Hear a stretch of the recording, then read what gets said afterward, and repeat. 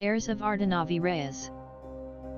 Facts: the Philippine Tourism Authority filed 4 complaints with the CFI of Cebu City for the expropriation of 282 ha of rolling land situated Indiana Barangays Malabog and Babag. Cebu City for the development into integrated resort complexes of selected and well-defined geographic areas with potential tourism value. The PDA will construct a sports complex, clubhouse, golf course, playground, and picnic area on said land. An electric power grid will also be established by NPC as well as deep well and drainage system. Complementary support facilities will also be created. The defendants alleged that the taking is allegedly not impressed with public use under the Constitution.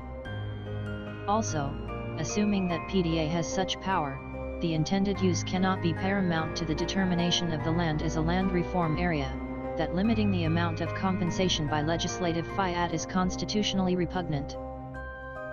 And that since the land is under the land reform program, it is the Court of Agrarian Relations and not the Court of First Instance, that has jurisdiction over the expropriation cases.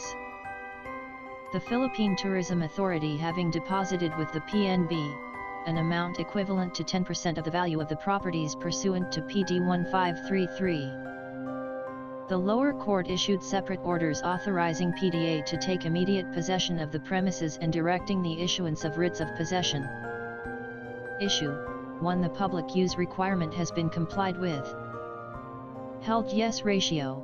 There are 3 provisions of the Constitution which directly provide for the exercise of the power of eminent domain. Sector 2, Article 4 states that private property shall not be taken for public use without just compensation.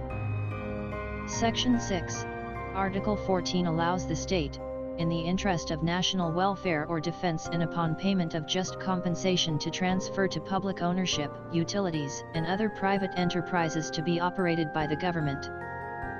Section 13, Article 14 states that the Batasang Pambansa may authorize upon payment of just compensation the expropriation of private lands to be subdivided into small lots and conveyed at cost to deserving citizens. While not directly mentioning the expropriation of private properties upon payment of just compensation, the provisions on social justice and agrarian reforms which allow the exercise of police power together with the power of eminent domain in the implementation of constitutional objectives are even more far-reaching insofar as taxing of private property is concerned. We cite all the above provisions on the power to expropriate because of the petitioner's insistence on a restrictive view of the eminent domain provision. The thrust of all constitutional provisions on expropriation is in the opposite direction. As early as 1919, this court in Visayan Refining COV Samus categorized the restrictive view as wholly erroneous and based on a misconception of fundamentals. The petitioners look for the word tourism in the Constitution. Understandably, the search would be in vain. To freeze specific programs like tourism into express constitutional provisions would make the Constitution more prolix than a bulky code and require of the framers a prescience beyond Delphic proportions. In said case, this court emphasized that the power of eminent domain is inseparable from sovereignty, being essential to the existence of the state and inherent in government even in its most primitive forms. The only purpose of the provision in the Bill of Rights is to provide some form of restraint on the sovereign power. It is not a grant of authority.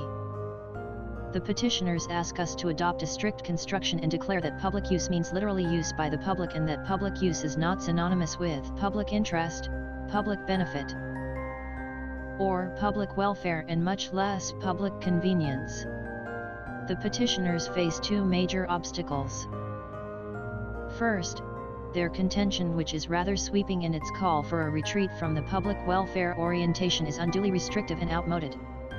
Second, no less than the lawmaker has made a policy determination that the power of eminent domain may be exercised in the promotion and development of Philippine tourism. The restrictive view of public use may be appropriate for a nation which circumscribes the scope of government activities and public concerns and which possesses big and correctly located public lands that obviate the need to take private property for public purposes. Neither circumstance applies to the Philippines.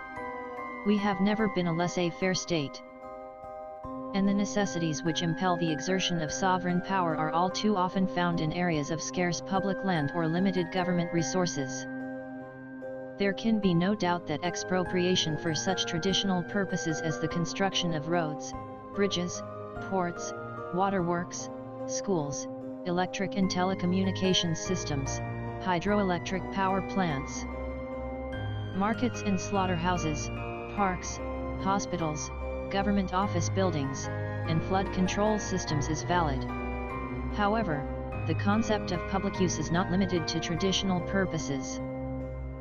Here as elsewhere, the idea that public use is strictly limited to clear cases of use by the public has been discarded. In the Philippines, Chief Justice Enrique M. Fernando has aptly summarized the statutory and judicial trend as follows. The taking to be valid must be for public use. There was a time when it was felt that a literal meaning should be attached to such a requirement. Whatever project is undertaken must be for the public to enjoy, as in the case of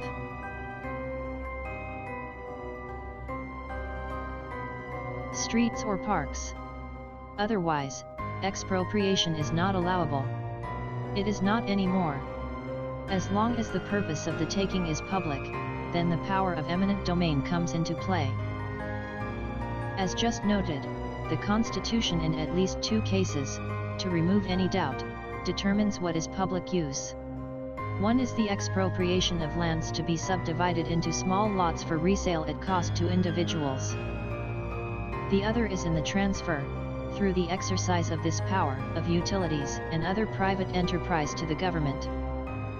It is accurate to state then that at present whatever may be beneficially employed for the general welfare satisfies the requirement of public use. The petitioner's contention that the promotion of tourism is not public use because private concessionaires would be allowed to maintain various facilities such as restaurants, hotels, stores, etc. inside the tourist complex is impressed with even less merit. Private bus firms, taxi cab fleets, roadside restaurants, and other private businesses using public streets and highways do not diminish in the least bit the public character of expropriations for roads and streets.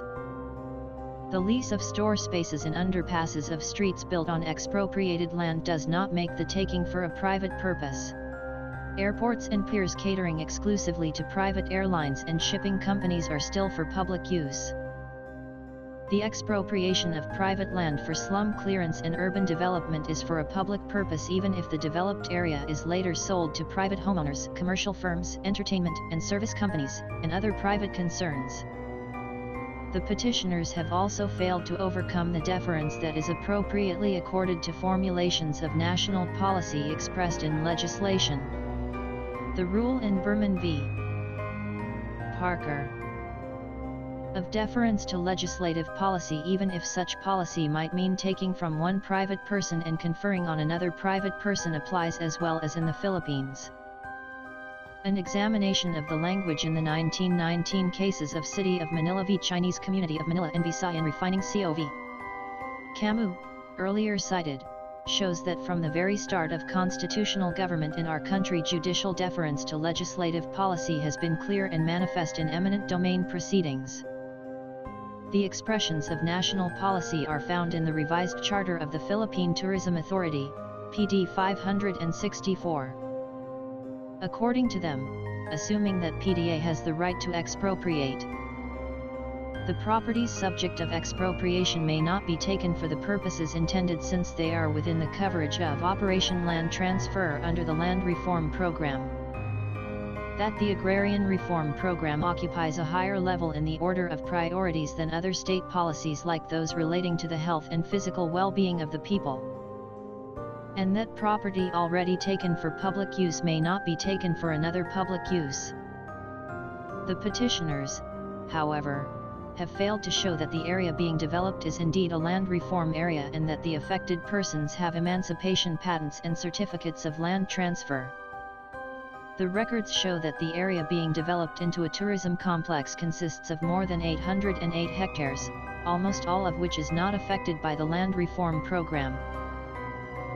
The portion being expropriated is 282 hectares of hilly and unproductive land where even subsistence farming of crops other than rice and corn can hardly survive.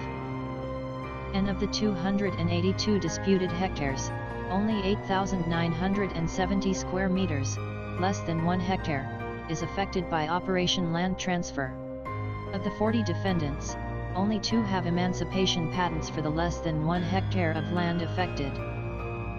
The non-impairment clause has never been a barrier to the exercise of police power and likewise eminent domain.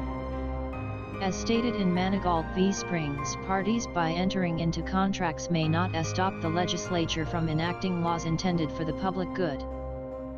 The applicable doctrine is expressed in Ars v. Jhojo, which involved the expropriation of land for a public plaza.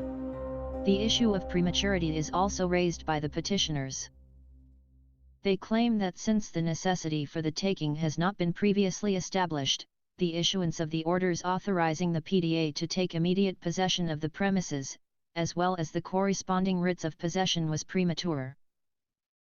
Under Presidential Decree No. 42, as amended by Presidential Decree No. 1533, the government, its agency or instrumentality, as plaintiff in an expropriation proceedings is authorized to take immediate possession, control, and disposition of the property and the improvements, with power of demolition.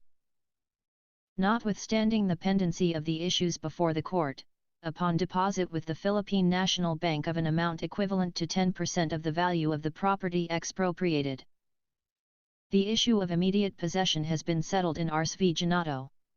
In answer to the issue, condemnation or expropriation proceedings is in the nature of one that is quasi in rem, wherein the fact that the owner of the property is made a party is not essentially indispensable insofar at least as it concerns the immediate taking of possession of the property and the preliminary determination of its value, including the amount to be deposited.